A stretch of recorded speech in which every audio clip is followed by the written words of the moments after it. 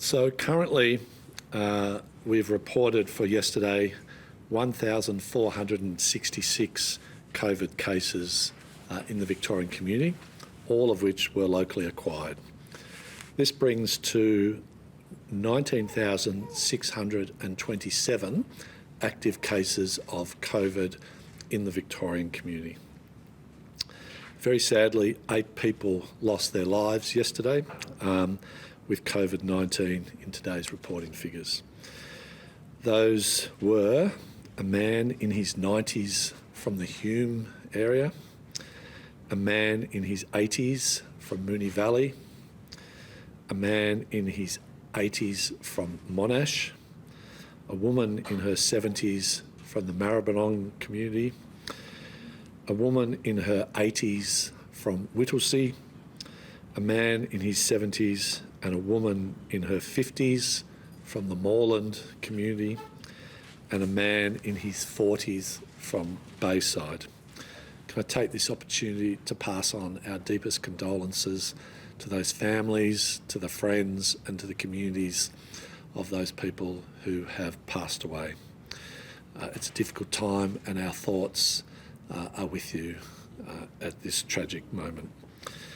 Currently, we have 675 people in hospital with COVID, and of those, 144 are in intensive care and 100 are on a ventilator. Of the cases in hospital yesterday, just 7% were fully vaccinated. And given the high number of vaccinations throughout our community, the fact that so many were either partially or unvaccinated continues to speak volumes about the importance of being vaccinated to protect yourself and to protect your community and to keep out of hospital. In regards to tests and vaccines, 68,509 tests were processed yesterday.